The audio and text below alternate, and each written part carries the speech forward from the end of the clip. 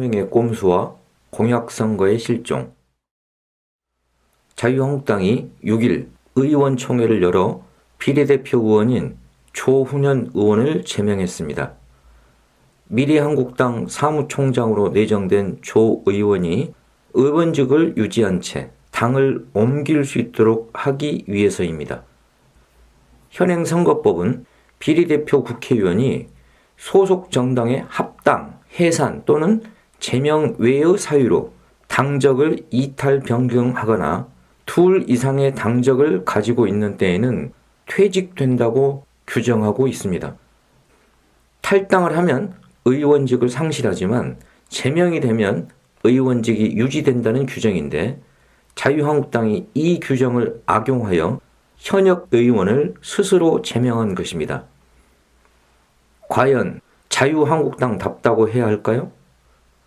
총선 불출마를 선언한 한선교 의원을 위장정당의 대표로 꿔주기 파견하더니 이제는 비례의원의 차출을 위하여 현직 의원을 스스로 제명하는 작태까지 서슴지 않습니다. 셀프 제명의 저질 코미디입니다. 자유한국당은 앞으로 총선 불출마 의원들을 추가로 미래한국당으로 보낼 방침이라고 합니다. 의원 꿔주기와 셀프 제명을 통한 위장 전입이 계속된다는 것입니다. 정치를 저질 코미디로 희화화시키는 이런 자해 행각을 저지르는 이유가 뭘까요? 돈 때문입니다. 오는 14일까지 자유한국당 의원들이 미래한국당으로 당적을 바꿀 경우 미래한국당은 올해 1분기 정당 보조금 수혜를 받을 수 있습니다. 자유한국당이 온갖 비난을 감수하면서도 뻔뻔스럽게 셀프 제명 꼼수와 의원 꿔주기 자작극을 연출하는 이유입니다. 자유한국당의 셀프 제명 행각에 비난이 쏟아지는 것은 당연한 일입니다. 자유한국당의 비례대표였던 조훈현 의원은 셀프 제명을 통해 미래한국당 사무총장으로 건너갔다. 자유한국당은 이 같은 황당한 짓을 앞으로도 몇 번이나 거듭할 예정이라고 한다. 조 의원 제명을 정략적 꼼수라고 비판한 정의당 강민진 대변인의 6일 국회 정론관 브리핑입니다. 그런데 과연 정의당이 자유한국당을 이렇게 비난할 자격이 있을까요? 한국 정당사상 초유의 의원 셀프 제명의 원조가 정의당입니다. 구글 검색에서 셀프 제명을 쳐보면 금방 확인됩니다. 2012년 9월 7일 정진우, 김재남, 박원석, 서기호 의원 등 4명을 한꺼번에 제명하여 셀프 제명이라는 신조어를 만들어낸 장본인이 다름 아닌 정의당입니다. 기상천외한 셀프 제명의 원조 정당인 정의당이 안인보살하고 자유한국당의 행태를 비난하는 꼴이라니 가관이 아닐 수 없습니다. 자유한국당의 저질 추태에 누구나 침을 뱉어도 정의당은 그럴 자격이 없습니다. 누워서 침 뱉는 격입니다. 신종 코로나 바이러스보다 더 유해한 것이 정치 혐오 바이러스입니다. 5일 열린 미래한국당 창당대회에서 황교안 자유한국당 대표는 저들이 페어플레이 하지 않는다고 한 이상 우리도 모든 수단을 강구해야 한다고 말했습니다. 황당한 궤변입니다. 위장정당의 바지대표 한선교 의원은 우리 당은 공약이 따로 없다. 영입하고 공천하는 인물이 공약이라고 말했습니다. 당을 만들어 유권자에게 표를 얻겠다면서 공약이 없다고 공언하는 것은 스스로 가짜 정당임을 실토하는 것입니다. 공약이 없는 정당이라니 황당무계합니다. 정치 혐오 바이러스가 얼마나 위험한지를 새삼 일깨워준다고 해야 할까요? 가짜 정당 미래한국당뿐만 아닙니다. 이번 4.15 총선의 특징은 한마디로 공약이 실종된 선거라는 점입니다. 정책 공약은 온데간데 없고 합종연행 이합집산의 정치 공학만 난무하고 있습니다. 자유한국당의 총선 공약이야 굳이 길게 언급할 것도 없습니다. 공수처 폐지와 검찰총장 임기를 현행 2년에서 대통령의 임기 5년보다 길게 6년으로 연장을 대표 공약으로 내세우고 있습니다. 무소불위의 검찰 왕국을 만들자는 것인가요? 어처구니가 없습니다. 다른 공약은 더 살펴볼 필요도 없고 비판할 가치조차 없으니 차라리 개무시하는 게 낫겠습니다. 집권 여당 더불어민주당이 지금까지 발표한 21대 총선 공약을 살펴보죠. 제21대 총선 공약 넘버원이 전국 무료 와이파이 시대를 열겠습니다. 입니다. 제21대 총선 공약 넘버2가 벤처 4대 강국 실현이고 제21대 총선 핵심 공약 제3호가 청년 신혼 맞춤형 도시 조성, 주택 10만 호 공급입니다. 이게 집권 여당의 공약이 맞나? 눈이 의심스러울 지경입니다. 불평등의 심화로 민생이 파탄 상태로 무너져 있는 판국에 이 무슨 한가한 공약이란 말입니까?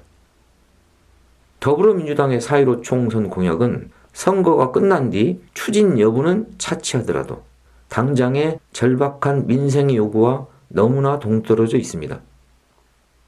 민생을 살리려면 땜질 처방으로는 어림없고 구조개혁의 수술을 단행하지 않으면 안 됩니다. 구조개혁은 민생 회복을 위하여 더 이상 미룰 수 없는 시급하고 절박한 과제입니다. 부의 세습과 가난의 대물림을 낳는 수저계급 사회를 구조적으로 혁파하지 않으면 도탄에 빠진 민생을 살릴 길이 없습니다. 그런데 전국 무료 와이파이 시대 실현이 공약 넘버원이라니.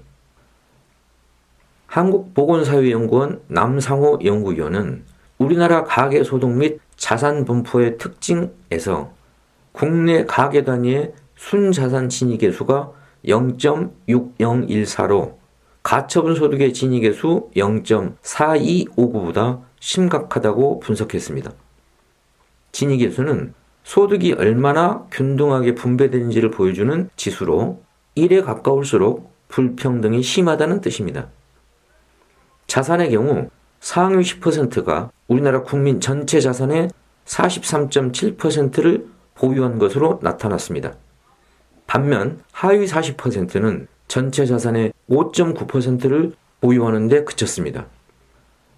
이는 상위 10%가 전체의 29.1%, 하위 40%가 13.4%를 각각 차지하는 소득의 격차보다 훨씬 더 큰 격차입니다. 자산의 불평등이 소득의 불평등보다 한층 심각함을 알 수 있습니다. 특히 자산의 불평등이 소득의 불평등보다 불평등 심화에 더 큰 영향을 미치는 이유는 인생의 출발점부터 차이가 벌어진다는 데 있습니다. 자산 소유의 불평등은 인생의 출발선에서부터 불평등을 낳는 요인으로 작용합니다.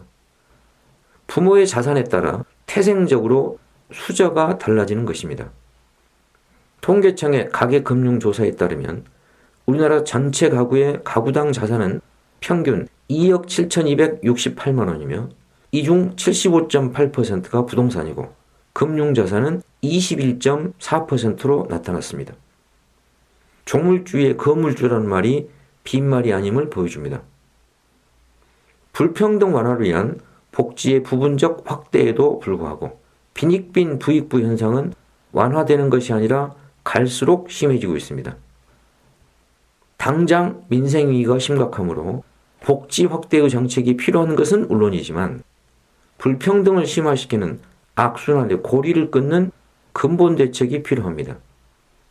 이미 자산의 분배가 극도로 양극화된 상황에서 자산의 재분배 없는 복지 확대는 결코 해결책이 될 수 없습니다.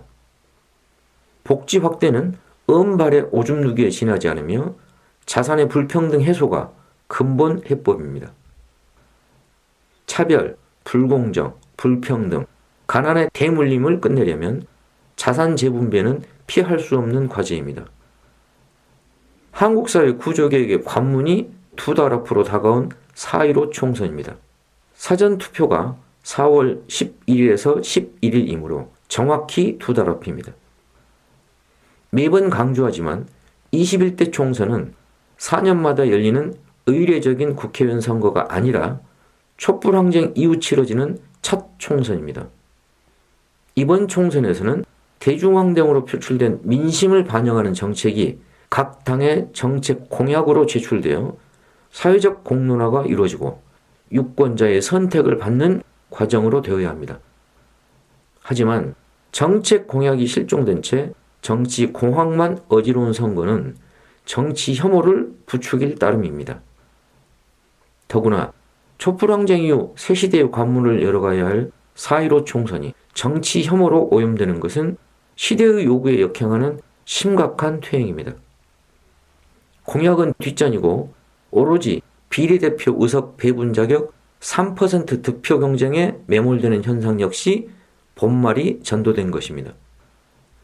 진보정당도 예외가 아닙니다. 자산 재분배는 피할 수 없는 시대의 화두입니다. 이제 소득의 재분배를 넘어 자산의 재분배가 사회적 의제로 치열하게 논의되어야 합니다. 1948년 농민에게 농지를 분배하는 농지개혁으로 대한민국이 지주소작관계에 기초한 봉건제를 일소하고 새로운 발전의 동력을 마련하는 것처럼 이제는 자산 재분배로 새 시대의 문을 열어가야 합니다. 이것이 촛불항쟁의 민심입니다.